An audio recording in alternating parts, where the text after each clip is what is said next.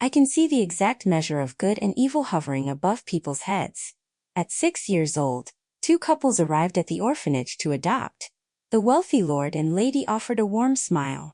"Sweetheart, do you want to come home with us?" I glanced at the pitch-black lines of malice floating above them. I turned and threw myself at the gloomy couple standing nearby.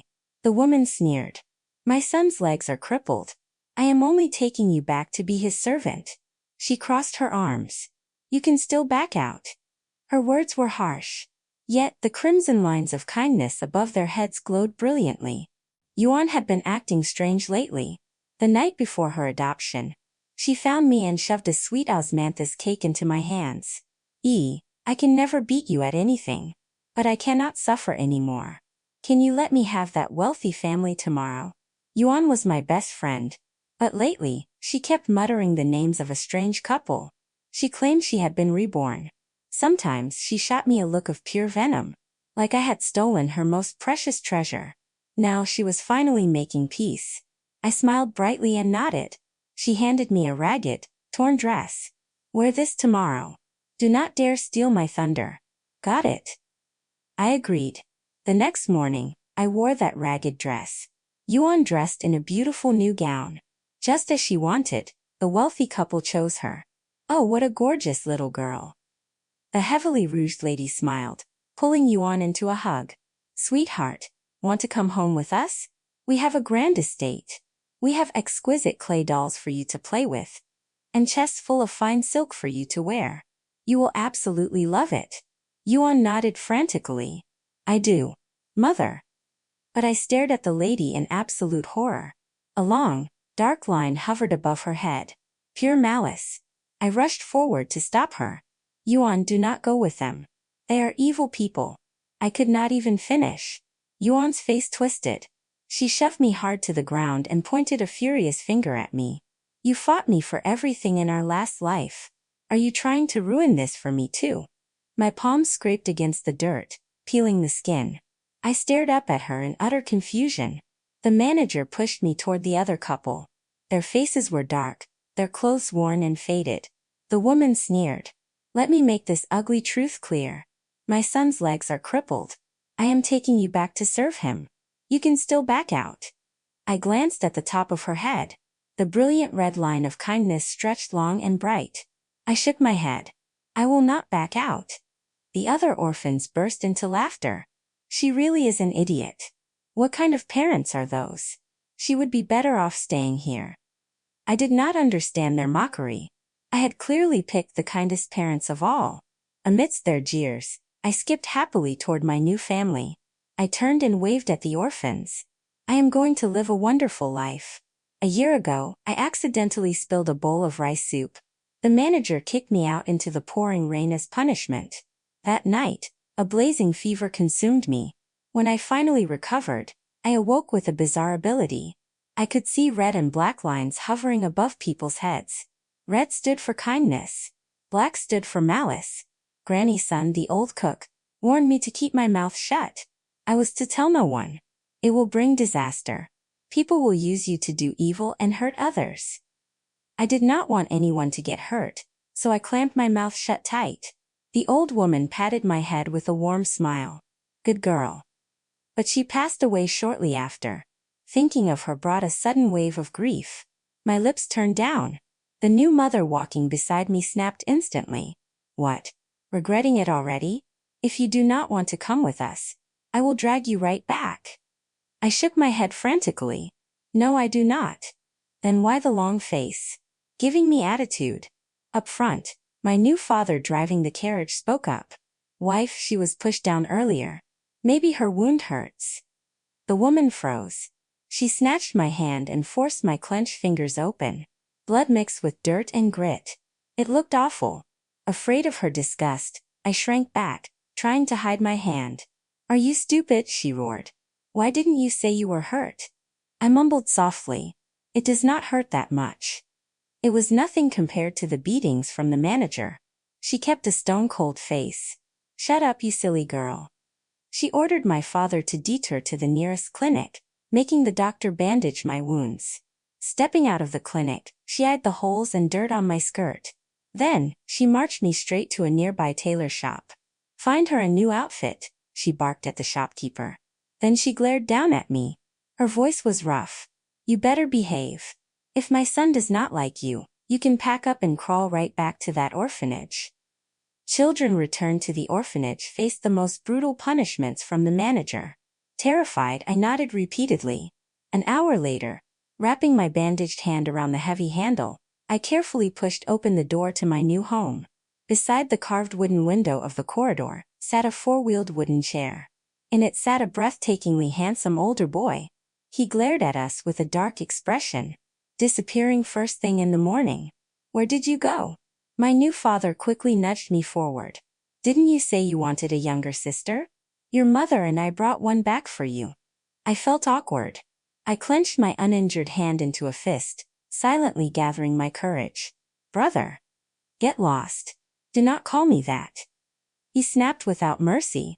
"For me? You just despise the fact that I am a cripple now. You are just planning ahead for your own sake." I looked at the top of his head. There was no black line. Just a red line of kindness that looked cloudy and gray, like it had been left out in the rain.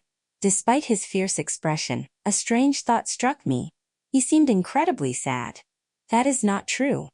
I ran to his side and gently tugged the corner of his sleeve. "Brother, mother and father really did this for you. They said they brought me here to be your servant. So I have to listen to you. Whatever you want me to do, I will do it." He stared at me. The vicious anger slowly faded from his face. I noticed his eyes were actually stunning. They shimmered like glass beads catching the sunlight, glowing with a clear brilliance. "A servant, huh?" I nodded vigorously. He pointed a finger, then pushed me to the dining hall. "I want to eat now." "Wait," her hand. My new mother started to speak, but the words died in her throat. She watched in astonishment as I struggled to push the heavy wooden chair. Step by step, I rolled him to the dining table. He continued barking orders. "Serve my rice." "I want soup." "All right, now take me to the washroom." With great effort, I pushed the chair right up to the chamber pot. Then I stepped around to the front, staring at him expectantly. We locked eyes for 2 seconds. His face suddenly exploded into a bright crimson. "What are you standing there for? Get out!" I didn't have to return to the orphanage for now. I even had a new name. Sushingi. My new parents ran a small food stall on the street corner. By day, they busied themselves at the stall. I pushed my brother's wooden wheelchair, taking him out for fresh air. He always kept his head down. He rarely spoke. I wanted to make him smile. So I told him the strangest things from the orphanage. When Yuan and I played hide and seek, we crawled into a broken cabinet. We found half a bag of sweet pastries inside. One New Year, someone accidentally threw a firecracker at the manager's head. It blew a bald patch right into his hair. Another time, the manager called me to his room at night. He said he had candy for me, but when I got there, he didn't give me any candy. Instead, he asked if I was hot. He asked if I wanted to take off my clothes. My brother's head snapped up. He stared at me. His face tightened with panic. "And then? Did you take them off?" I shook my head. "I just took off my outer coat when the manager's wife burst in. She called me a little tramp and chased me out with a broom. Then she beat the manager black and blue." He let out a long breath. I dug 2 pine nut candies from my waist pouch and handed him one. "Mother sewed this pouch for me. It held candies, a few copper coins, and a small water flask." He didn't take it. His face turned cold again. "I hate sweet things." "Why?" I stared at the candy, thoroughly confused. "Are you afraid it is bitter? It is pine nut candy. It is not bitter at all." He opened his mouth to speak. A voice called out from behind. "Sushingza." That was my brother's name. We both turned around. Not far away, a pretty teenage girl in a blue and white pleated skirt waved at us. Shingza instantly tensed up. He straightened his back in his chair. He lowered his voice. "Push me over." I quickly pushed his chair forward. "It has been a while. I heard you took a long leave from the academy." The girl smiled brightly at him. Her smile turned his ears burning red. He awkwardly reached up to fix his hair. "Suwon, I took a leave to recover at home. I probably will not return to the academy until next spring. I see. Suwon looked thoughtful. I really wanted to see you. I have so much to tell you. His entire face flushed scarlet. I swore steam was about to shoot out of his head. I wanted to see you too. My brother stammered, his voice tight. Did you receive the pearl hairpin I sent you last time? Suwon hesitated slightly. I received it. But I left in a hurry today and forgot to wear it. She leaned down and looked at me. Little girl, who are you? I answered earnestly. My name is Su Xingyi. Oh Xingyi. I have some private matters to discuss with your brother. Could you step away for a moment? Before I could reply, Xingzi waved me off. Go find mother and father. Their stall is just up ahead. I shook my head and pressed closer to his wooden chair. I am not leaving. Why not? Xingzi frowned in annoyance. I pointed straight at Suwon. She is a bad person. Suwon's face instantly dropped. She looked at Xingzi with deep disappointment. I never imagined you would speak of me this way behind my back. Are you still blaming me for not stepping forward to testify for you that day? She bit her lip. Su Xingyi, what nonsense are you spouting? Xingzi barked at me. Leave. Now. I was not spouting nonsense. She looked pretty when she smiled. But the black line above her head stretched incredibly long. She was rotten to the core. I locked my arms around Xingzi's leg. I am not leaving. He forcefully pried my hands away. Get lost. Caught off guard, I shoved backward and fell hard on my rear. While I was stuck on the ground, Suwon pushed his wooden chair away. I scrambled to my feet and secretly followed them. Suwon pushed him to an abandoned training ground. A steep slope dropped off right beside it. Suddenly, a group of teenage thugs emerged from the shadows. Su Xingzi, you are just as stupid as ever. Suwon said 2 words and you came running. The leader, a punk with a red headband, kicked the wooden chair. You ruined my fun the other day. Did you really think you were playing the hero? Did you know we were just flirting? Suwon was my lover all along. I watched helplessly as Suwon let go of my brother's chair. She walked over to the red-banded punk and linked her arm through his. Xingzi's back was facing me. I could not see his face, but I knew his heart was shattering. The punk smirked. He waved a hand at his lackeys. Go on. Push our great hero's chair down the slope. I leaped out from behind a tree. Stop. The punk looked over in surprise. Little brat, who the hell are you? Suwon cast a sideways glance at me. That is Su Xingzi's sister. I have no sister. Xingzi roared. I do not know you. Get out of here. Oh, a little sister. The punk laughed. He snapped a blade of grass and chewed on it. How about this? You give me a kiss, and I will let your brother go today. Deal. Xingzi, you bastard. Xingzi panicked. I told you I do not know her. Come at me. Do not touch an innocent kid. Even Suwon looked startled. She is just a little girl. That is going too far. Playing the saint now, you whore? Back off. Xingzi shoved Suwon aside. He squatted in front of me and leaned his face in with a sick grin. The next second, I opened my mouth and clamped my teeth down hard on his flesh. By the time mother, father, and the guards arrived, the scene was utter chaos. My hair was a mess. My mouth was dripping with blood. The punk's blood. Suwon's skirt was torn, her arms covered in scrapes. Xingzi had thrown himself from his chair. He had Xingzi's leg locked in a death grip. His face was bruised and swollen from the kicks, but he refused to let go. The guards dragged the punk away. They rushed all of us to the clinic. My jaw was dislocated. When the doctor snapped it back into place, tears flooded my eyes from the blinding pain. Xingzi sat nearby, completely frantic. Does it hurt badly? I could not speak. I just nodded, tears spilling down my cheeks. Mother unleashed her fury on Xingzi. How old is your sister? She is just a child. And you dragged her into a street brawl? Su Xingzi, you have deeply disappointed me. I wanted to defend him, but I could not make a sound. I just cried harder in frustration. Look at her. Your sister is crying from the pain. Xingzi gently grasped my hand. I am sorry. I opened and closed my mouth. I fought past the blinding pain to speak. Brother, as long as you are safe. Xingzi stared at me in shock. A moment later, tears slipped down his bruised cheeks. After that day, Xingza transformed. He stopped brooding in his room. He started talking to me. He asked if I wanted to play outside. He even took me to the bakery and bought a mountain of sweet osmanthus pastries. Every flavor imaginable. He also volunteered to help at our parents' food stall during the lunch and dinner rushes. Since he was confined to his wooden chair, he stayed behind the counter. He took charge of serving the food. After serving the customers, he piled a bowl high with rice and meat and handed it to me. Go eat. I carried the bowl to a table outside. I scarfed down the food with my bamboo chopsticks. Suddenly, two beautiful young women sat across from me. They held drawing boards and charcoal pencils. They sketched me as they smiled. Little girl, is it delicious? My cheeks bulged with food. I chewed and nodded vigorously. Watching you eat makes me hungry. The woman with twin buns set down her board and bought 2 portions. They sat across from me and polished off their plates. Before leaving, they patted my head and handed me a malt candy. You are adorable. I barely peeled back the wrapper before Xingza rolled over and slapped it out of my hand. Do not take food from strangers.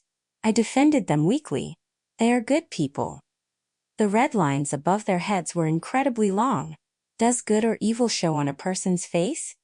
He glared at me, his expression deadly serious. Su Xingyi, I need to teach you a lesson. I listened obediently to his scolding, but my heart swelled with joy. I am scolding you. Wipe that silly smile off your face. He grumbled, pulling out a pine nut candy. He unwrapped it and popped it into my mouth. From now on, you only eat the candy I give you. Got it? I sucked on the sweet candy and nodded hard. Got it. 2 days later, a massive crowd swarmed our food stall. The ingredients meant to last all day sold out in less than an hour. A massive line of customers still snaked down the street.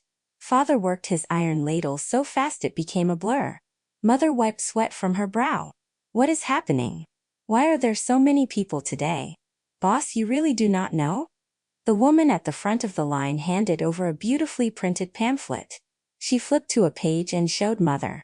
On the page was a drawing of me holding chopsticks, my cheeks stuffed like a chipmunk. Choo choo choo. This is the most popular food guide in the capital right now. They drew your daughter eating. It spread through the streets overnight. The woman beamed. Seeing her eat with such joy, I knew the food had to be clean and delicious. So I came to try it. From that day on, our stall was packed daily. The booming business even helped the surrounding shops. Many people came specifically to watch me eat. So Mother set up a special seat for me right by the entrance. Little sister, is it delicious? What is your name? How old are you? Little sister, try some of these scrambled eggs. I did not say a word. I just kept chewing. Oh my God, she is too precious. A woman holding a round fan stomped her feet in excitement. How can a little girl be this cute? They sketched me again and distributed the flyers. My fame skyrocketed. Everyone in the neighborhood started calling me little sister. That night, Xingza flipped through those popular pamphlets. He sat there fuming.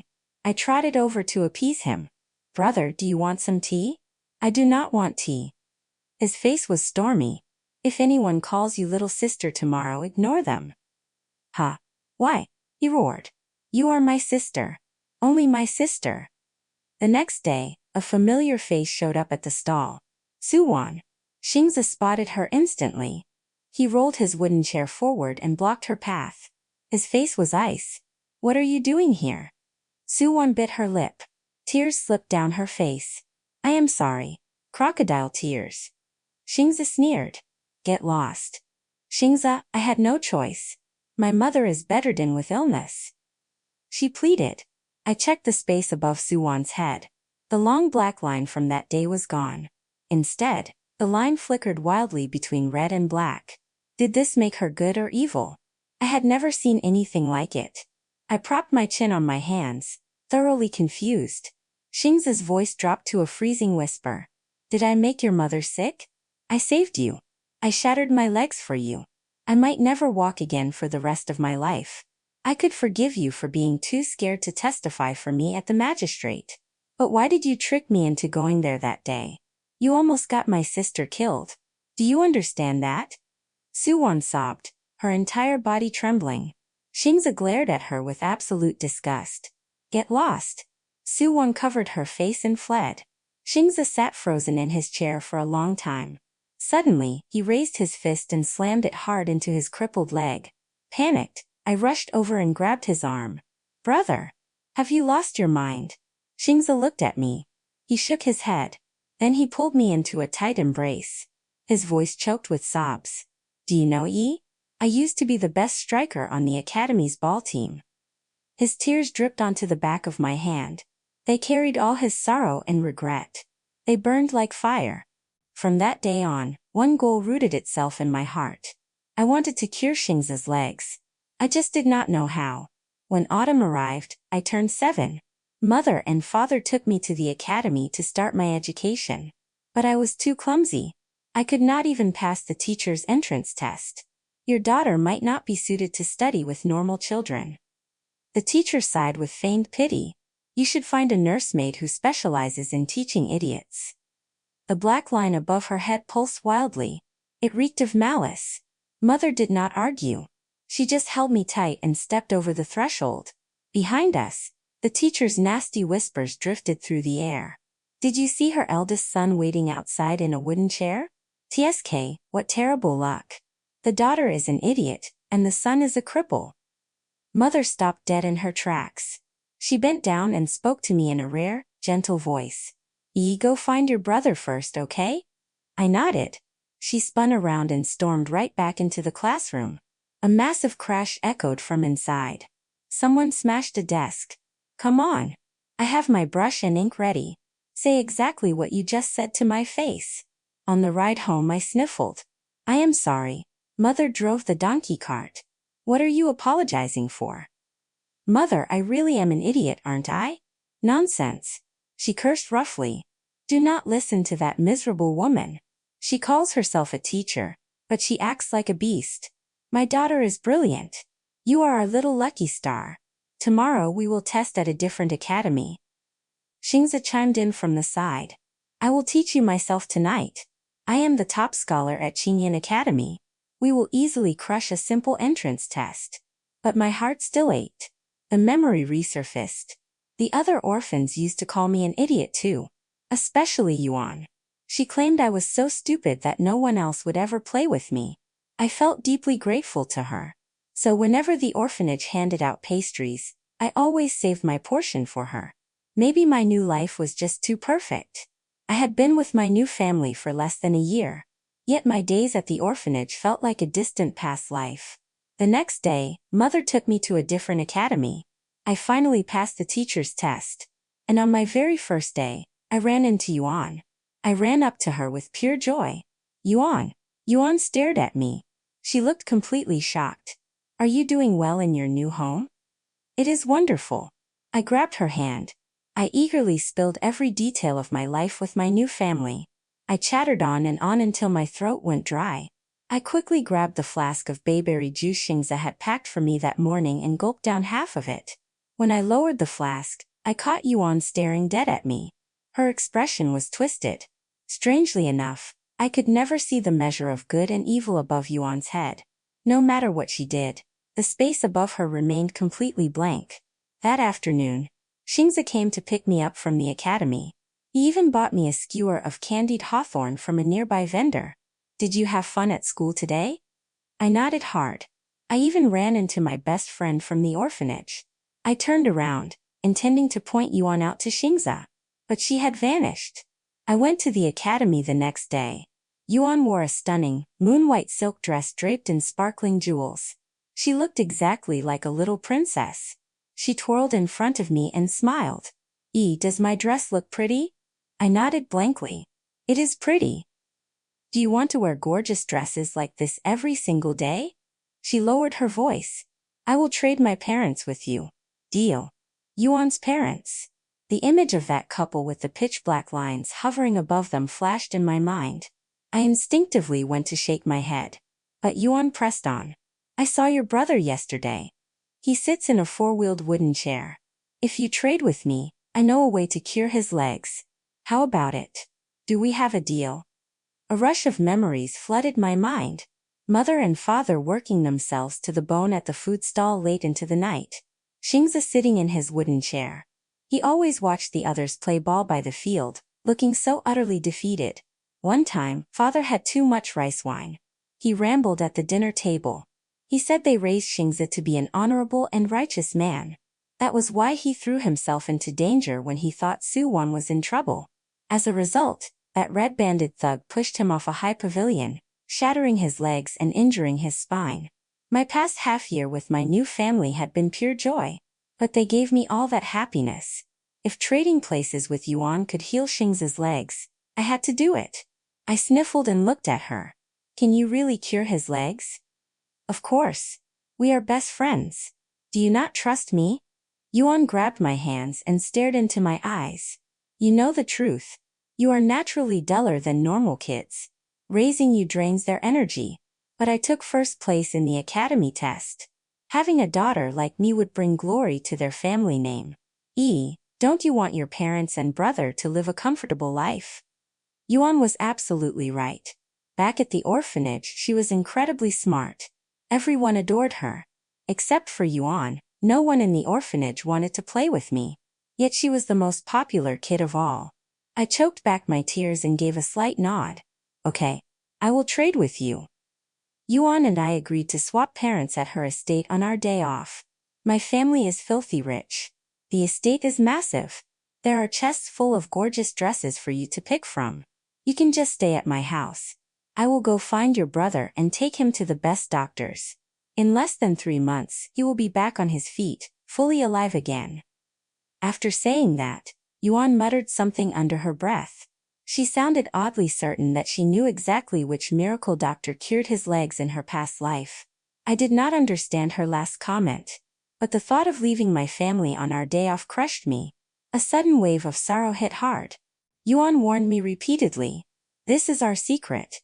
Tell absolutely no one until the trade is done. If word leaks out early, your brother's legs will never heal. Terrified, I nodded frantically. After school, Xingzi came to pick me up again. His broken legs had mostly healed, but he still could not stand or walk. He remained in his wooden chair. He looked at me. What kind of snack do you want today? You can only pick one. Otherwise, you will ruin your appetite for dinner, and mother and father will notice. Lately, Xingzi loved to nag. It was a complete shift from the cold, silent boy I first met. But the thought that he would become Yuan's brother in just a few days made me want to burst into tears. I rubbed my eyes fiercely to stop them from falling. What is wrong? Got sand in your eye? Xingzi's expression turned instantly cold. Is someone bullying you at school? I quickly grabbed his hand before he could push the wheels of his chair. No. I just suddenly miss mother and father. He gently patted my hair. Then no snacks today. We will head home early. That night at home, the thought of never eating father's cooking again consumed me. I forced down an extra-large bowl of rice. My belly ended up round and stuffed. Mother rubbed my stomach and told Xingzi to fetch some hawthorn pills to help my digestion. Why are you acting so greedy today? I remembered Yuan's strict warning to keep my mouth shut. I did not dare say a word. I just buried my face in mother's chest and wrapped my arms tightly around her waist. Mother and father never said it out loud. But my mind was crystal clear. They wanted to take Xingzi to the capital for treatment, so they were constantly saving every copper coin. If Xingzi's legs could be cured, and if they gained a brilliant daughter like Yuan, they would be the happiest family in the entire world. Time slipped away, no matter how desperately I clung to it. Our day off arrived. I woke up early. I sat at the desk to write a letter to mother, father, and Xingzi. But I had just started at the academy. I barely knew how to write. I flipped through the dictionary, scribbling crooked characters. Once brother's legs are healed, he can play ball again. Mother and father won't have to worry about him anymore. Yuan is smarter than me. You will definitely love her more. Wishing you all peace and health. I folded the letter and shoved it under my pillow. I changed into the dress mother bought me the day I left the orphanage. I stepped toward the door. My hand barely touched the latch when Xingzi's voice echoed behind me. Where are you going this early? I jumped and spun around. father, mother, Xingza. All three sat neatly in the main hall, staring right at me. Xingza rolled his wooden chair forward and grabbed my wrist. Where are you running off to without your brother? Behind him, mother unfolded the letter. She read every word slowly. Yuan is smarter than me. You will definitely love her more. Who is Yuan? I mumbled softly. She was my best friend at the orphanage. We are classmates now. Why would we love her more? Why would we become the happiest family with her? Mother scoffed. Su Xingyi, tell me the truth right now. Where are you going? Yuan's warning flashed in my mind. If I spilled the secret, Xingza's legs would never heal. I clamped my mouth shut. I refused to speak. Mother let out an angry laugh. Fine. You won't talk? I will go to the academy right now and ask this Yuan myself. She turned to leave. I threw myself forward and blocked her path. No. Don't ask. I burst into loud sobs. I can't say it. If I say it, brother's legs will never heal. Silence filled the room. All three of them just stared at me. A moment later, Xingza pulled me onto his lap. His tone sounded strange. Who told you that?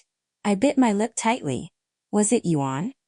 I looked down, tears blurring my vision. She talks big. Even the best doctors in the city haven't condemned my legs. Yet she dares to make that call? Does she think she is a miracle healer? Mother and father took me and Xingza straight to the address Yuan gave me. Yuan didn't lie. It was a massive, luxurious estate. The courtyard boasted intricate rock gardens and exotic flowers. But every single person inside this estate had long black lines hovering over their heads.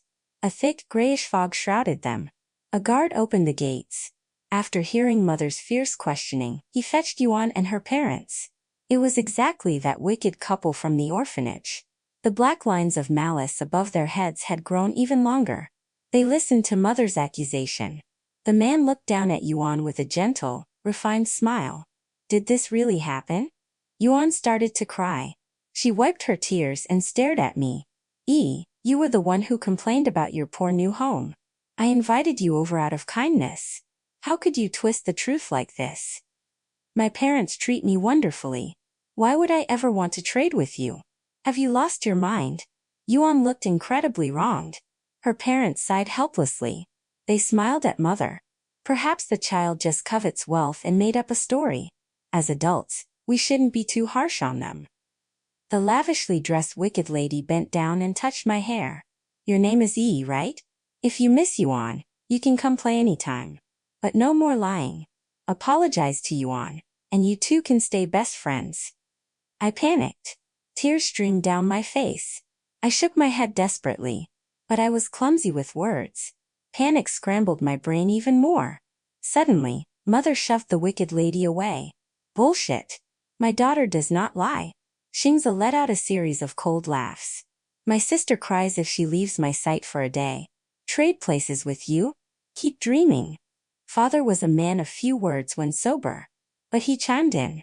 My daughter says my cooking is the best in the world. She looks down on your household. Finally, Mother pointed straight at the wicked lady and Yuan. Stop framing my daughter. She is the smartest and sweetest girl. You better discipline your own kid. Lying through her teeth at such a young age. She can make up anything. The wicked lady's face changed instantly. Mother scooped me up and turned away. I peeked over Mother's shoulder. Yuan stood frozen in place. She glared at me. Her eyes held pure venom mixed with sheer terror. Stepping out of the grand gates, I called out softly. Mother. Oh my, you are getting heavy. Go sit on your brother's chair. Mother placed me on Xingza's lap. What is it? I bit my lower lip and whispered. I think Yuan's parents are evil people. Xingza immediately clamped a hand over my mouth. He looked around nervously. These rich families might have hidden guards outside. Only when we got back to the carriage did he let go. He stared at me with intense seriousness. Why do you say that? I looked at the 3 pairs of eyes locked onto me. I remembered old Granny Sun's warning from the orphanage. Tell no one. It will bring disaster. People will use you to do evil and hurt others. I was deeply torn. If I kept quiet, they would never believe me. If I spoke, someone might get hurt. What should I do? My brother broke the silence. I remember the day Suwon came. You called her a bad person too. He looked at our parents. Mother, father, I think ye makes sense. That couple did not look like good people. Mother recalled the memory. The day we picked you up from the orphanage, didn't you tell this Yuan that they were evil? I nodded hard. Mother patted my hair. All right. Mother understands. Let us adults handle this. You are just a little girl. Do not stress over it. We trust you no matter how you know. I hadn't even mentioned my ability to see the good and evil values. Yet they still trusted me completely. I rubbed my eyes and confessed softly. Because I can see lines above people's heads. They show good and evil. I poured out everything I had told Granny-san, leaving no detail out. Mother gently covered my mouth. That is enough. Say no more. From now on, never mention this to anyone. Granny-san was right. If more people know, disaster will strike. People will exploit you. You are just a normal child. You see nothing. Understand, E? Her expression was dead serious. I nodded with absolute earnestness. I understand. When the day off ended, I returned to the academy. Yuan didn't show up. I asked the teacher. The teacher casually replied. You mean Zhao Jingyuan? Oh, her parents are moving her to another academy. A strange feeling crept over me. Why would that wicked couple transfer her? That afternoon, Xingza picked me up. The weather was turning colder. Night fell fast. Lanterns flickered to life along the streets. Xingza bought me a piping hot roasted sweet potato. I was peeling the skin when I noticed the crowd surging forward. Quick, go look. A man yelled as he ran past. Someone is trying to end their life on the watchtower ahead. They even banged a gong to draw a crowd. Xingza's face instantly hardened. We rushed forward. The person threatening to jump from the watchtower was Suwon. She held a blood-stained letter high. Her frail body trembled in her academy robes. She looked as fragile as a falling leaf. A massive crowd had already gathered below.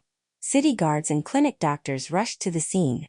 A woman next to us pointed at the murmuring crowd in disbelief. Look at this. Word travels fast. Half the capital is here to watch the drama and more keep coming. Xingza frowned deeply. What game is she playing now? I tilted my head back. The long red line above Suwon's head flickered, incredibly dim. Shouts echoed from above. The guards had reached the top of the tower. They desperately tried to talk her down. Whatever your troubles, there is only hope if you stay alive. The howling night wind carried Suwon's desolate voice down to us. My mother is paralyzed with illness. We are poor. To pay for her medicine, I had to obey him. He forced me to give false testimony. Someone shattered his legs to save me, yet I was too terrified to speak a single word of truth for him. I will pay for his legs with my life. The female guard gripped her sword. Who are you talking about? Who forced you? Do not fear. Under the Emperor's watch, no one can harm you. Suwon pulled a scroll from her sleeve. She unrolled it for everyone to see. It depicted a family of 3. A wealthy couple and their son, the red-banded thug. They sat before a lavish banquet, smiling arrogantly. Suwon let out a bitter laugh. His family holds immense power. His father controls the capital's elite. What could a commoner like me possibly do? The crowd below exploded. Voices roared in absolute outrage. Heavens! I know him. That is Fang Zishuan, the son of the Minister of Revenue. My cousin's son was bullied by him at the academy. He was forced to drop out. That poor boy threw himself into the river. I heard his uncle is involved in even darker deeds, someone else whispered. Gossip spread like wildfire. In just one night, all of the Fang family's dark secrets and sins were dragged into the light, including the truth about how Fang Zishuan pushed Xingza off that pavilion. The Supreme Court launched an overnight investigation. Soon Fang Zishuan and his entire family were thrown into prison. Suwon was rescued and brought to the clinic. Xingza took me to see her. His face was dark as thunder. You really know how to put on a show. A schemer like you would never actually kill herself. Suwon stared blankly at the acupuncture needles in the back of her hand. Of course I wouldn't die. My mother still needs me to care for her. But the end result is the same. We won. Didn't we? The lines above her head flickered wildly between red and black. Finally, they locked into a solid red. I gently tugged Xing's sleeve. Brother, she truly meant well this time. Suwon chuckled softly. You are right. Your sister's famous food flyers gave me an idea. The world is changing. If you drag filthy secrets out into the glaring light, under the eyes of thousands, not even the most powerful men can cover the sky with one hand. Xingza, the Fong family will face justice. As for the legs I owe you, I will repay that debt one day. Xingza stayed completely silent. He stared intensely at Suwon's hair. I followed his gaze. Pinned in her dark hair was a sky blue pearl hairpin. A golden thread repaired a deep crack right down its center. You wore that just to put on a show for me, didn't you? Hoping to soften my heart. Xingza's voice was ice. Save it. I do not need you to repay me for my legs. I saved you because I chose to. No matter who was being threatened, I would have stepped in. It has nothing to do with you. He spun his wooden chair around. We are going home. I lagged behind and took one last look back. Suwon sat on the bed. Using her free hand, she slowly reached up. She pulled the hairpin from her hair and clutched it tightly, like it was her most precious treasure. She did not cry. She just stared blankly at Xingza's retreating back. Catching my gaze, she forced the corners of her mouth up into a fragile smile. But I could feel it. Inside her heart, a torrential rain was falling. Brother. I jogged to catch up and pushed his chair. Do you have feelings for Suwon? What nonsense are you talking about? You are just a little girl. Stop worrying about things that don't concern you. Despite his fierce scolding, his ears burned bright red.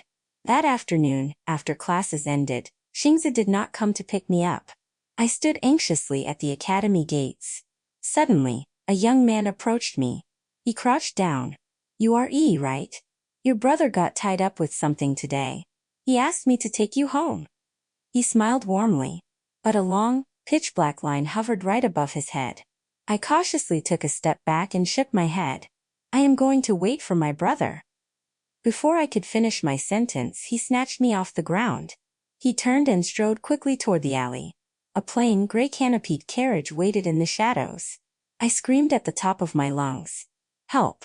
Help me! He clamped his hand over my mouth.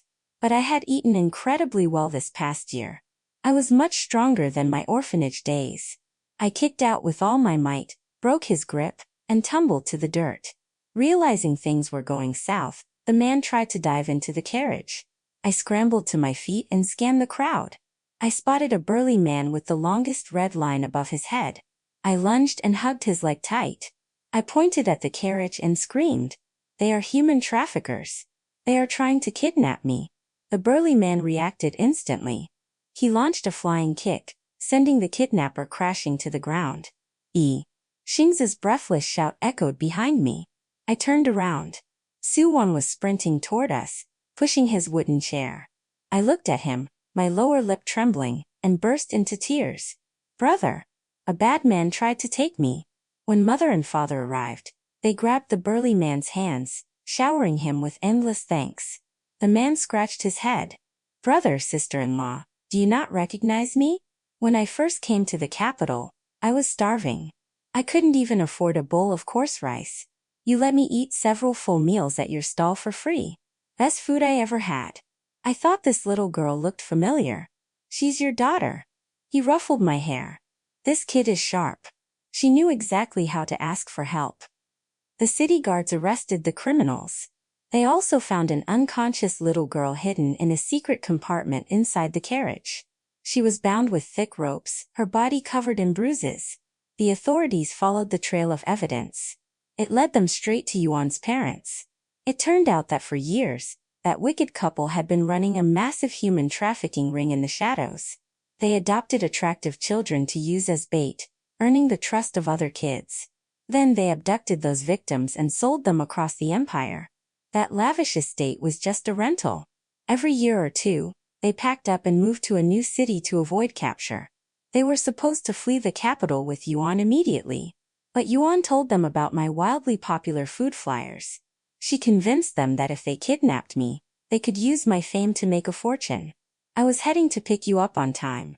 But an old couple stopped me halfway. They claimed they traveled from out of town to find their daughter and got lost. They begged me to guide them. Inside the magistrate's office, Xingze held me in a crushing grip. Fear still lingered in his eyes. I sensed something was wrong. I was just about to report them to the guards. Thank the heavens Suwon walked by. She recognized them as human traffickers. She told me to rush to your academy immediately. I glanced at Suwon standing nearby. The red and black lines above her head flickered endlessly. I felt she carried many dark secrets. Catching my gaze, Suwon crouched down and gently stroked my hair. You must be terrified. She smiled, her eyes curving warmly. Do not fear. Your brother will always come to your rescue, because he is the absolute best person in this world. I looked at the solid red line finally resting above her head. Whatever her secrets were, at this very moment, her kindness was entirely genuine. The guards threw Yuan's wicked parents into the deepest cells of the prison. I ran into Yuan outside the magistrate's gates. A female guard told me they were sending her back to the orphanage. She would have to wait for another family. But it was a different orphanage now. The authorities had already arrested the old manager for his corrupt crimes. Yuan locked her eyes on me. A chilling, venomous hatred burned in her stare. Why do you get to live so comfortably? I should have been the one they took home in my past life. Xingze is supposed to be my brother. I stared at her in utter confusion. Xingze yanked me behind him. What absolute garbage are you spewing? He barked. I could live 3 lifetimes and I would only ever recognize Yi as my sister. He shot Yuan a look of pure disgust. You have a rotten heart. Get out of my sight. The biting winter chill settled in. Unexpected guests arrived at our door. It was the unconscious little girl from the carriage. Her parents stood beside her. They bowed endlessly, thanking me with tears in their eyes. We owe you everything. Without you, those monsters would have taken our daughter away. The father wept. We had her late in life. She is our only piece of flesh and blood. My cheeks burned. I ducked behind Xingze's wooden chair. They noticed Xingze and froze slightly. They looked up at mother and father. Your son's legs. An accident damaged his spine. He cannot walk. Mother sighed. But we heard a divine doctor in the capital can cure him. We are saving every coin. We plan to take him to the capital this spring. The visiting lady slapped her thigh. This is fate. Her father was the top bone specialist in the Imperial Academy. She immediately arranged a meeting for Xingze at a local clinic. The old doctor reviewed the medical records. He thoroughly examined Xingze's legs. Simple. The old man stroked his beard. Acupuncture and herbal medicine. He will walk in 3 months. Xingze started daily acupuncture. Meanwhile, I helped mother and father prepare for the new year. On New Year's Eve, Xingze returned from the clinic. He gripped the armrests of his chair and pushed himself up. He only held the stance for a brief moment, but he stood firmly on his own 2 feet. Mother pulled him into a crushing hug and wailed. Father stood to the side, constantly wiping his eyes. Finally, all 3 of them rushed over and wrapped me in a tight circle. We owe this all to Yi. Father smiled through his tears. I told you. She is our little lucky star. The heat of their bodies enveloped me. It burned wonderfully warm. Pure joy filled my chest. Last New Year's Eve, I sat shivering in the orphanage, forcing down a bowl of freezing dumpling soup. Now I had a family who loved me fiercely. I buried my face in mother's chest and rubbed my cheek against her. I knew it. I had picked the best parents in the world. Spring blossomed. Xingze could finally walk freely. He could not run or jump yet, but he returned to the academy. The old doctor prescribed another half-year of rest. After clearing the remaining toxins and strengthening his bones, he would make a full recovery. Xingze asked nervously if he could still play ball. The old doctor stroked his beard and chuckled. Of course. Xingze practically jumped with joy. Stepping out of the clinic, we ran into Suwon. Perhaps because his legs were healing, Xingze's tone lost its icy edge. He even sounded a bit awkward. I am mostly recovered now. You do not owe me anything. Suwon smiled. That is good. Xingze added that he would return to the academy next month. Suwon nodded. I already dropped out. Xingza's head snapped up. Where are you going? A theater troupe manager recruited me to sing opera. She promised to cover all of my mother's medical expenses. I am heading to the capital. Suwon tucked a stray lock of hair behind her ear. Her voice was incredibly soft. Goodbye, Xingza. You are the absolute best person I will ever meet in this life. That night, Xingza was completely lost in thought. At dinner, he absent-mindedly picked up a bone I had already chewed clean and dropped it into his own bowl. I confronted him after the meal. Brother, do you still have feelings for Suwon? This time, Xingza did not deny it. He picked me up and kissed my cheek. Yi is the smartest. He paused. Do you think Suwon is a good person? Was Suwon a good person? I thought about it seriously. It was truly hard to say. But I was absolutely certain of one thing. Brother, I think Suwon has feelings for you too. Xingza shot up from his seat. His eyes burned as bright as stars. But a moment later, he slumped back down. I frowned in confusion. Brother, why don't you go find her? Xingza shook his head. I am just a poor student right now. I cannot help her at all. But just wait. When I pass the imperial exams and earn my title, I will have the power to protect her. We will meet again. From that day on, Xingza studied like a man possessed. Father took over picking me up from school. He was slightly terrified of Mother, so he didn't dare buy me daily snacks. One afternoon, my teacher stopped Father. She praised me. Your Yi might seem a bit slow on regular days, but her talent in mathematics and formations is extraordinary. If you are willing, you should find a master to teach her advanced calculation and strategy. From then on, I took up a new task every weekend. I studied calculation under an old master. Those complex charts and numbers felt completely natural to me. I unlocked intricate formations with absolute ease. Months later, the province held a mathematics exam. My teacher took me to compete. I took first place. I told you our E was a genius. Mother held the crimson certificate, examining it over and over. She beamed with pride. Tomorrow, I am hooking up the carriage. We are driving straight to that old academy to smack this right in that blind teacher's face. Seasons changed. 2 years passed. Xingza completed his exams. He took first place in the provincial exams, securing unmatched glory. I won the grand prize in the National Mathematics Tournament, earning a gold-lettered plaque from the emperor himself. Local elites flooded our home to pay their respects. They also packed Mother and Father's food stall. By then, my parents had bought the shop next door and knocked down the wall. The stall was twice as large. Suwon became a wildly famous opera star in the capital. She was beautiful, her voice was breathtaking, and she worked relentlessly. Rumor said the manager who recruited her used to be the emperor's personal performer. She trained Suwon personally. Xingza was accepted into the highest imperial academy in the capital. I tagged along to receive my royal reward. I poked Xingza. Will we see Suwon in the capital? His ears turned bright red again. I gasped dramatically. No way, brother. You have already listened to her opera recordings dozens of times. Why did he still blush just hearing her name? Xingza ruffled my twin hair buns in pure embarrassment. What do kids know? Go away. I didn't back down.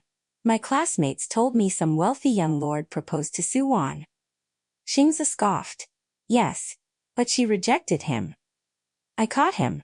I jumped in front of him. Brother, I knew you two were secretly writing to each other. Xingza's ears looked ready to bleed. He stammered frantically. We just exchanged a few letters via carrier pigeon. We hardly said anything. She is a massive star in the capital now. She walks on thin ice. As a former classmate, I was just politely comforting her. I smirked. You had so many former classmates. Why did Suwon only send pigeons to you? Xingza groaned. Suxingyi, you are getting way too cheeky. The carriage finally halted outside the capital gates. Suwon's luxurious, curtained carriage waited right there. She lifted the curtain. She took off her silk veil. She stared quietly at Xingza. It has been a long time. My brother completely lost his mind. He could not tear his eyes away from her. He choked out the words. It has been a long time. Suwon's eyes curved into a beautiful smile. She looked at us. I brought a second carriage for you all. I instructed them to take you to the best inn in the city. Kids grow up so fast. Mother sighed. She scooped me up and placed me into the carriage. My daughter is much more reliable. I leaned against the carved wooden window and looked outside. The capital's night sky was a sea of towering pavilions and thousands of floating lanterns. But I did not envy it at all, because I already had my own home. The absolute best, happiest home in the entire world. So after this story, the part that touched me most wasn't Yi's ability to see good and evil. It was that this little girl had been called stupid, unwanted, and replaceable. But she still chose love every single time. She chose the poor family because she saw real kindness. She protected her brother, even when he pushed her away. And in the end, the girl everyone underestimated became the lucky star who saved the whole family. Now I want to ask you, if you were Yi, and Yuen promised she could heal your brother's legs if you traded families with her, what would you do? Comment trade, if you would sacrifice your own happiness for your brother. Comment stay, if you believe real families should never be exchanged. And one more question, should Suwon be forgiven? Comment forgive her or never forgive. If this story made you emotional, please like, subscribe, and tell me your answer in the comments. And don't leave yet. There are more emotional rebirth, family protection, and revenge healing stories waiting for you on this channel.